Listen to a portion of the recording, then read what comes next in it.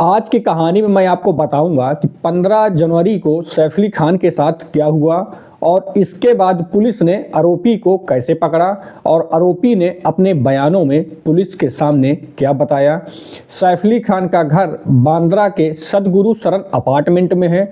वहीं से महज 3.25 किलोमीटर की दूरी पर मन्नत है जो कि शाहरुख खान का घर है और वहीं से तकरीबन 3 किलोमीटर की दूरी पर गैलेक्सी है जो कि सलमान खान का घर है। 3 किलोमीटर के दायरे में ये तीनों खान रहते हैं और सतगुरु शरण अपार्टमेंट में 11 अपार्टमेंट हैं जिसमें एक अपार्टमेंट में सैफ अली खान रहते हैं और बाकी सभी अपार्टमेंट में बड़े बड़े उद्योगपति और बड़े बड़े बिजनेसमैन वहां रहते हैं। सतगुरु शरण अपार्टमेंट में सैफ अली खान और उनकी वाइफ करीना कपूर और उनके दोनों बेटे और वो अपने 3 स्टाफ के साथ वहां रहते हैं। लेकिन 14 जनवरी की रात करीना कपूर किसी पार्टी के लिए वो बाहर गई हुई थी और उन्हें उस रात वहीं पर स्टे करना था। इसके बाद उस रात सैफ अली खान, उनके दोनों बेटे और अपने 3 स्टाफ के साथ वो वहां होते हैं। सभी लोग 14 जनवरी की रात 11 बजे खाना खाते हैं और खाना खाने के बाद सभी लोग अपने अपने रूम निकल जाते हैं। इसके बाद सभी लोग सो जाते हैं। तभी तकरीबन 15 जनवरी जब लग जाती है तो लगभग 1:30 या 2 बजे का वाक़या रहा होगा। तभी सैफ अली खान की एक मेड जिसका नाम इस्मा होता है, उन्हें बाथरूम के पास किसी की आहट सुनाई देती है। तभी उनको ये लगता है कि शायद दोनों बच्चे बाथरूम गए होंगे। इसके बाद फिर वह बेफिक्री के साथ सो जाती है। तभी कुछ देर बाद फिर से उसे आहट की आवाज़ सुनाई देती है तो इस बार उसने अपने रूम से उठकर वहां बाथरूम के पास जाने की कोशिश की।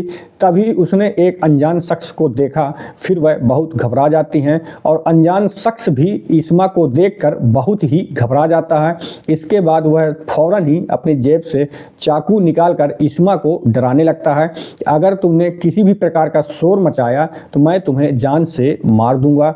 इसके बाद इस्मा बहुत डर जाती है और डरे हुए शब्दों में इस्मा उस अजनबी शख्स से पूछती है कि आखिर तुम्हें क्या चाहिए।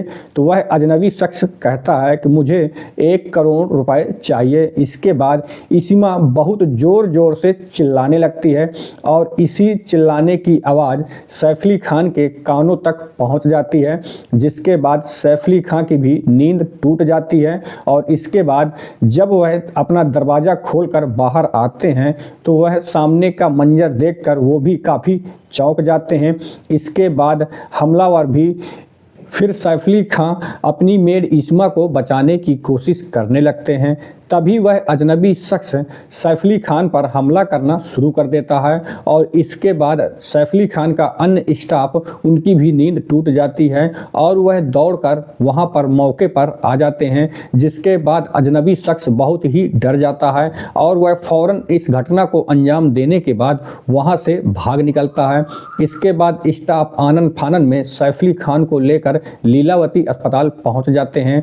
इसके बाद सैफ अली खान ने खुद इस घटना की जानकारी पुलिस को दी। इसके बाद मुंबई पुलिस फौरन ही लीलावती अस्पताल पहुंच जाती है और इसके बाद उस आरोपी के तलाश में मुंबई पुलिस जुट जाती है। जिसके बाद सबसे पहले मुंबई पुलिस सैफ अली खान के आसपास और उनके घर के बाहर लगे सीसीटीवी कैमरों की खंगालना शुरू कर देती है। तो तभी पुलिस को दिखता है कि 2:45 में एक शख्स सैफ अली खान के घर से बाहर निकलता है और फिर इसके बाद मुंबई पुलिस उसी फुटेज को आधार बनाकर आरोपी की तलाश करना शुरू कर देती है।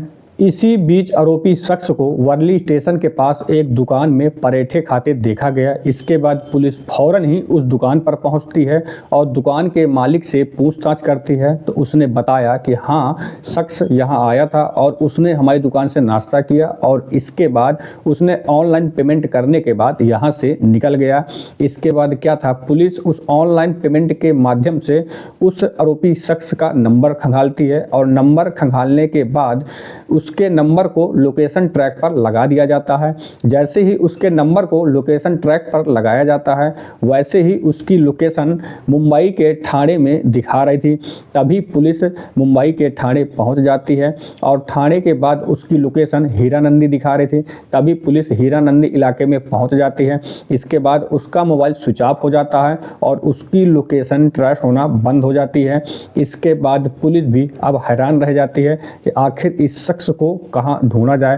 तभी मुंबई पुलिस की 100 टीमें उस शख्स को ढूंढने के लिए लगाई जाती हैं। तभी पुलिस को इस बात का विश्वास था कि उसकी लास्ट लोकेशन हीरानंदी दिखा रही थी, तो वह शख्स क्यों ना हो यही इलाके के आसपास होगा। तभी पुलिस की सभी टीमें उसी इलाके के आसपास उस शख्स को तलाश करना शुरू कर देती है। लेकिन उस शख्स की तलाश करते करते रात के 10 बज जाते हैं। इसके बाद भी उस शख्स का कोई भी पता नहीं चलता। तभी पुलिस को इस बात की जानकारी होती है कि हीरानंदी के पास ही एक लेबर चौक है, जहां पर सभी मजदूर काम करने के बाद वहां पर सोने आते हैं। इसके बाद पुलिस उस लेबर चौक में पहुंचती है और उस शख्स की तलाश करना शुरू कर देती है। तभी पुलिस को एक शख्स वहां सोता हुआ दिखाई देता है। जैसे ही पुलिस वाले उस शख्स पर टार्च मारते हैं तो वह शख्स वहां से भागने की कोशिश करने लगता है, तो पुलिस उसको दबोच लेती है। वह शख्स कोई और नहीं बल्कि सैफ अली खां पर हमला करने वाला बांग्लादेशी नागरिक मोहम्मद शहजाद होता है। इसके बाद पुलिस उस आरोपी से पूछताछ करना शुरू करती है, तो उसने अपने बयान में बताया कि हाँ, उसी ने सैफ अली खां के ऊपर हमला किया था। उसका मकसद सैफ अली खां के घर में चोरी करने के इरादे से गया था। इसके बाद उसने बताया कि वह 6 महीने पहले ही मुंबई आया हुआ था और इसके बाद वह बहुत ही आर्थिक तंगी से जूझ रहा था, जिसके बाद उसने ये चोरी करने का प्लान यानी चोरी करने का आइडिया उसके दिमाग में आया और उसने सैफ अली खां के घर चोरी करने की कोशिश की।